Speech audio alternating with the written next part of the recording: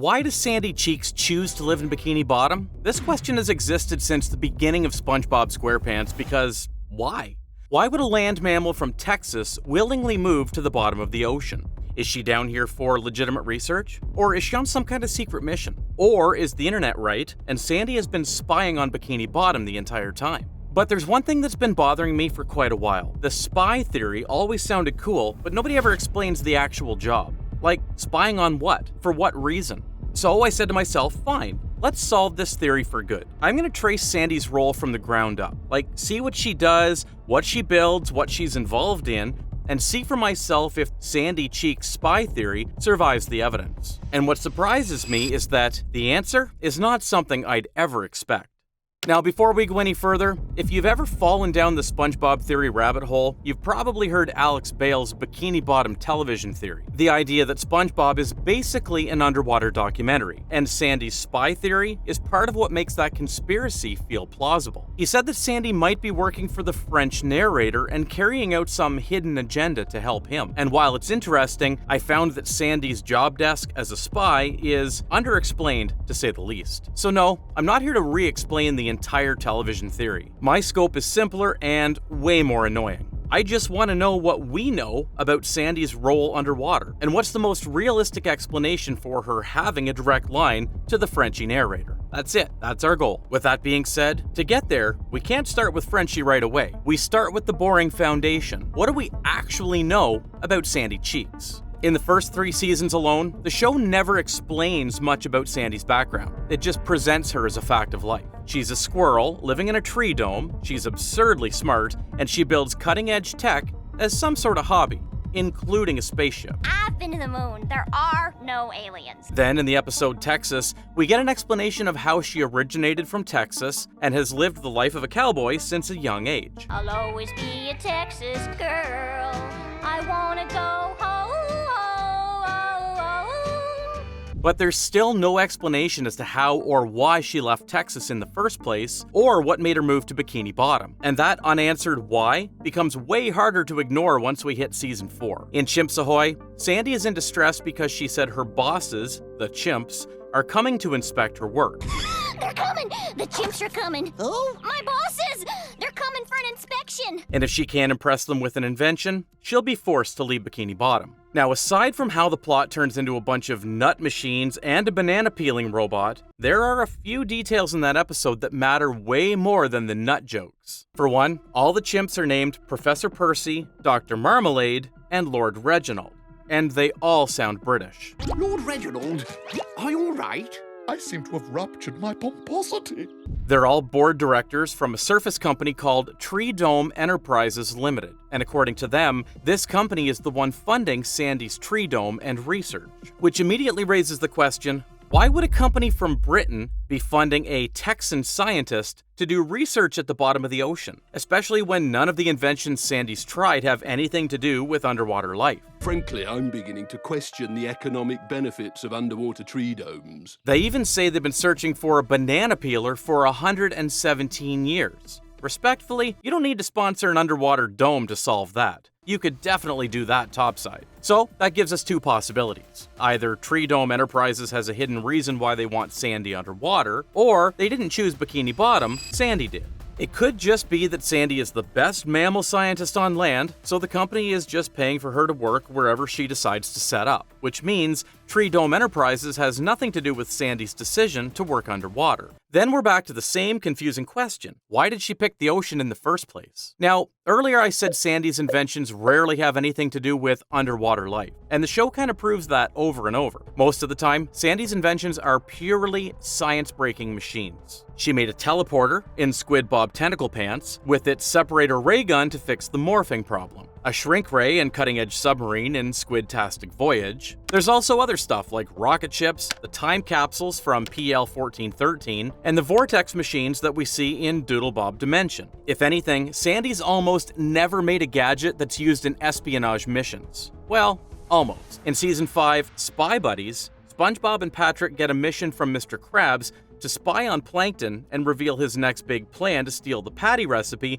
before he can carry it out. And since neither of them have any suitable gadgets to spy on Plankton, they immediately go to Sandy for help. Well, I know you need a lot of crazy gadgets, like jetpacks, laser-equipped Bermuda shorts with walkie-talkies, cameras that fit up your nose, and my favorite, the knockout ray. Which means our squirrel friends do know how to make a spy gadget. Well, I guess it's not surprising. When you can make reality-bending technologies on a daily basis, it's really not that hard to make something like a mini camera and walkie-talkie pants. Still, inventing espionage tools doesn't necessarily mean they're spies, right? I mean, Oppenheimer didn't go to the front line and drop the nuclear bomb himself. But does Sandy have a reason to keep spy-grade tools on standby? Because if she does, then someone else is actually using the gadget, right? One big probability is Plankton and Karen. It just makes sense for Plankton to use these kinds of things. He had this big mission to steal the Krabby Patty recipe from the Krusty Krab. Also, it's not really weird for fellow scientists to hang out together. We saw Sandy and Plankton play some chess in Mimic Madness, and build her teleporter machine with Plankton's help in Perfect Chemistry. And even though it's rare, we get to see Sandy and Karen team up to solve a problem, like in Salsa Imbecilis. It's not an exaggeration to think that maybe Sandy had something to do with Karen's development. Maybe she did help Plankton turn a CCTV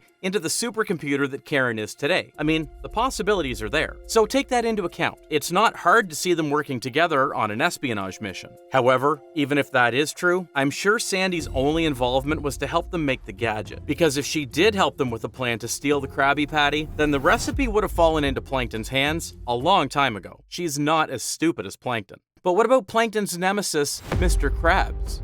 Because Sandy has helped Mr. Krabs with a few things from time to time as well. Once she even went as far as setting up a laboratory underneath the Krusty Krab to do some food experiment in Krabby Patty feature creature. Now, speaking about working with Krabs, do you think it's possible that Sandy's the one helping Mr. Krabs to set up all the surveillance under the Krusty Krab in Truth or Square? Because she definitely could have done that. We also have other evidence from the episode The Fishbowl. One day, Sandy gets really into studying behavioral psychology. At first, she's studying some random fish on the bus, but everyone is clearly bothered, and then she gets kicked off the bus. Then she sees SpongeBob and Patrick and decides they're the perfect subjects. She observes them, but they don't act naturally. So she cuts the recording and lets them go, only to pull a trick by planting a ton of surveillance cameras and mics around SpongeBob's home to get some natural observations of him. So yeah, Sandy did use espionage tools to observe one time. Though she didn't really use the cutting edge stuff there, she just kind of throws some mics and big ass cameras everywhere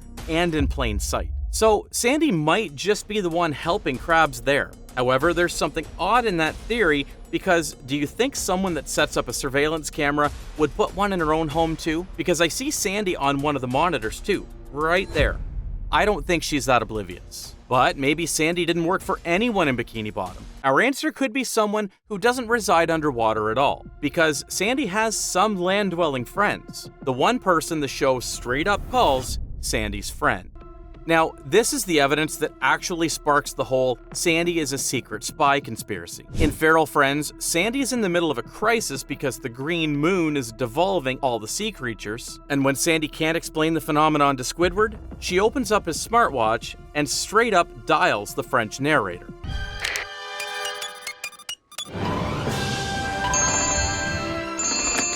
Hello, French narrator speaking. You see that? How there's no need for introduction in the conversation? He recognizes her immediately. I mean, of course, the man had Sandy's photo in a frame on his table.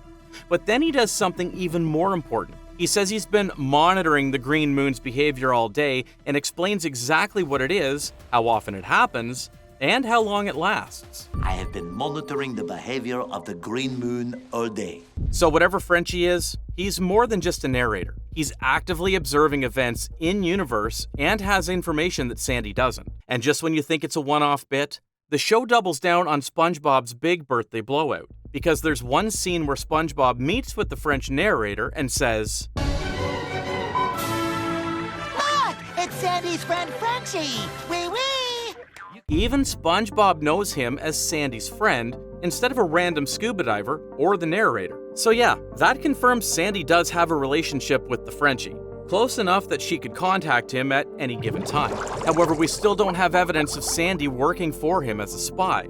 So what we have now is a way more specific question. What kind of relationship do they have? At this point, I can't honestly sit here and tell you that Frenchie is Sandy's boss. That would just be some strong assumption that's no better than fanfiction. What it does show is something simpler, and honestly, more believable. Sandy, a mammal from the surface world, is a scientist learning about Bikini Bottom life, and Frenchie is another mammal from France who's literally monitoring Bikini Bottom because they're making this show. It could just be two outsiders doing what fellow scientists do, sharing notes about this new eccentric wildlife. Sandy calls him when something weird happens, and Frenchie calls her when he needs to know about something. That's why they're labeled as friends. Even the craziest idea I could think of is that, based on what happened in Feral Friends, Frenchie could just be intentionally helping Sandy to save the day in Bikini Bottom, because if she doesn't, the show wouldn't continue anymore. And it'll just be another National Geographic channel. I'm afraid that's the whole explanation. Disappointing, I know, or so I thought. Just when I thought this theory was going to end in classic wholesome stuff, Nickelodeon actually put up a real answer to this spy theory to stop it from being pure speculation. Because for years, the spy theory had one big problem. We never had any proof that Sandy's research actually affects Bikini Bottom in a way that benefits someone above the surface. Then, the Sandy movie happened in 2024. My speciality is marine biology, so I knew Bikini Bottom was a place for me. Now, aside from the quality of the movies and how we feel about the movie itself, we can't toss aside the fact that they basically admit that Sandy's been doing research as a marine biologist. Sandy openly talks about collecting data on life in Bikini Bottom. She also identifies BOOTS, BOOTS, which stands for Bureau of Official Texas Science, as the lab she works for. Some labs in her hometown, finally. As for the plot of the movie, it's basically about some blue-haired villain lady kidnapping all of Bikini Bottom because she wanted to keep fish as eternal pets. And she's using Sandy as a spy to get information. Thanks to your scientific research, Sheets. I didn't know that you were using me to spy on Bikini Bottom. Sandy realizes the ugly truth. She was being used to spy on Bikini Bottom. Then Sandy and the gang fought her and saved the whole town. Yay! So no, Sandy isn't a spy in the evil double agent sense, but she is a spy in a somewhat realistic way, as an unwitting asset. She's only a scientist making observations that someone else turns into surveillance. And if we treat this movie as canon, then the Frenchie connection doesn't have to be some conspiracy anymore. It can just be the same pipeline as the blue-haired lady. Sandy gathers observations, and Frenchie uses those observations to make sure the show keeps running. Sometimes they share them, and depending on who controls the system above them, Sandy's observations can become a weapon, thus making her a spy to some extent. So, that's the verdict. If you came into this video expecting Sandy to be some cold-blooded double agent working for Frenchie, I'm sorry to disappoint you. Our answer is something way more realistic, and honestly, still kinda wholesome. Wow. So yeah, the Sandy spy theory is solved in more than just one way. And I guess that's why the theory has always felt true since back then. Even when the show never fully commits to it, we just need one canon scene. And look, if the answer felt a little too real, that's just how SpongeBob is. Because this isn't just a SpongeBob thing, it's also a real life thing. The moment you're talented, useful, and productive, someone will try to attach a purpose to you. Somebody will try to turn your work into their agenda. Sometimes it's for profit, sometimes it's power, sometimes it's just for ego. Which is actually a perfect bridge to another warning that SpongeBob quietly slips into the series: narcissism. I broke that down in my last video. SpongeBob tries to warn you about narcissism. If you want more life lessons from SpongeBob, watch that video. And as always, I'll see you on the next dive.